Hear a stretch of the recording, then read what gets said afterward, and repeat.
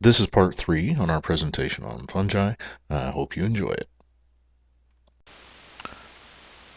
Another beneficial fungal relationship, and again it is mutualistic or symbiotic, but what we have here is that we have fungi that live amongst the roots of certain plants, vascular plants, and there's like 5,000 species. And again, the plants provide photosynthetic products. They provide the sugars necessary for the fungi. The fungi are able to provide nutrients in the way that they break down the soils and the way that they are able to take in, say, nitrogen and fix nitrogen into the soil so that the plants can have the necessary materials to build proteins. Nitrogen is very hard to fix.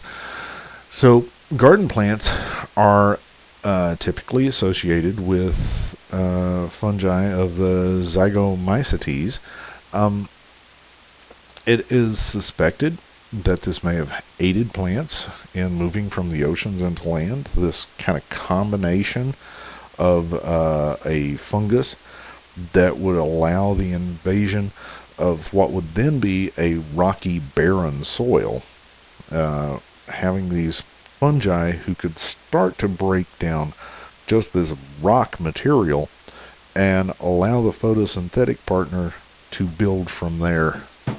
So this may have been a very important step going from the single-celled organisms to plants like we have today, such as trees, grasses, etc. There are some fungal diseases of humans. Candida albicans, this is probably one of the best known. And it is a normal flora. We have it in our mouth. We have it in other areas. It's a normal vaginal flora, but it's generally held in check by lactobacillus or other acid-producing flora.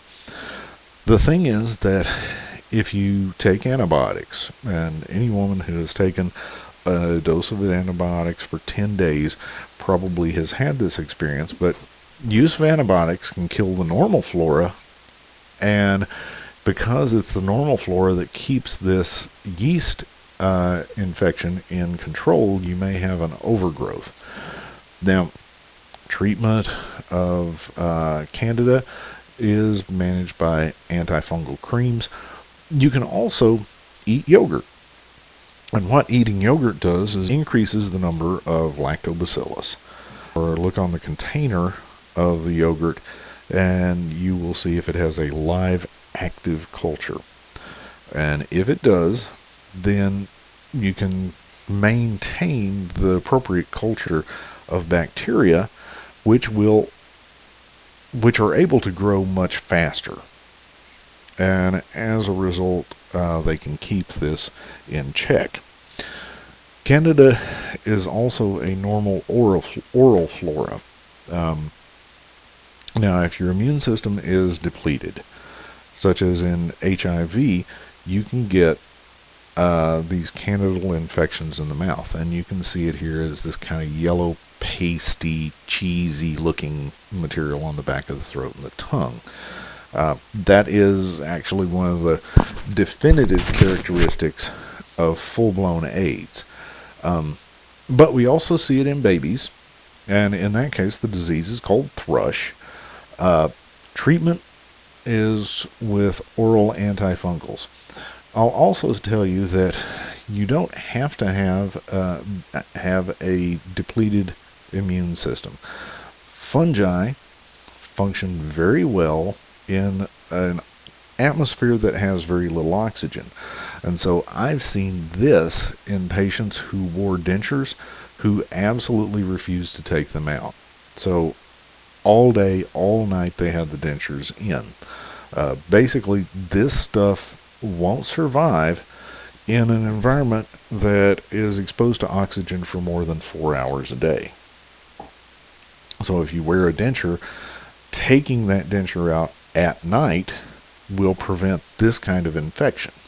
Some other infections, Cryptococcus neoformans, which is an infection of lungs and the meninges, It is in soil and pigeon droppings, so it can be airborne. Tinea diseases, I've already mentioned jock itch, uh, athlete's foot, barber's itch, that's in the beard. Ringworm is also something that shows up, and here we have an example of ringworm. I've had many people ask me, is ringworm a worm? No, it just happens to kind of have that crawl around look. It is a fungal infection that happens to spread, kind of have spurts of growth, so it has this sort of multiple ring pattern. A few other diseases, and I just want you to know the bullet points on some of these, but Coccoides immitis, which is a respiratory disease. We see it in the American Southwest, and it can proceed into meningitis. That's kind of the worst case scenario. It is sometimes called valley fever because it is endemic to the San Joaquin Valley, and it is potentially used as a bioterrorist weapon. One of the objectives of this course is to point out possible bioterrorist things, and this is one of them. Now, if you're interested in learning more about that, you can go to the CDC site. That's cdc.gov, and they will have some information on this organism.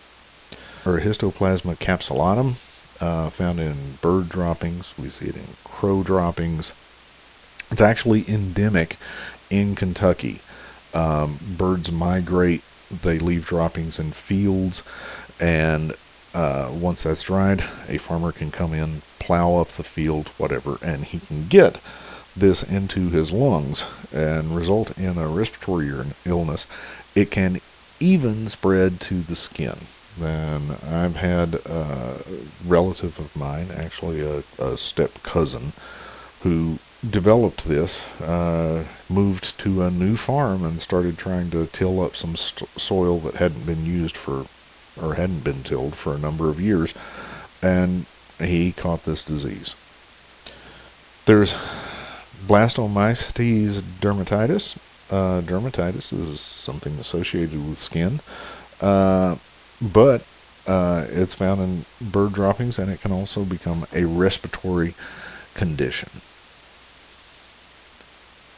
So, as we've gone over the materials in Chapter 8, just reviewing what we know about fungal infections or fungi, understand the different sexual techniques, understand that mushrooms belong in the basidiomycoses. Please read through your text. I've got a video to the right-hand side, actually a couple of parts of the same video, and it really is very good about talking to the fungi, although it uses one term differently than we do, and I think that has to do with the basidiomycota. Anyway, learn the key terms located on page 168 of your text, and if you aren't comfortable with this, there are some additional quizzes and exercises that you can go to on your textbook website. Anyway, I hope this helps you. Good luck.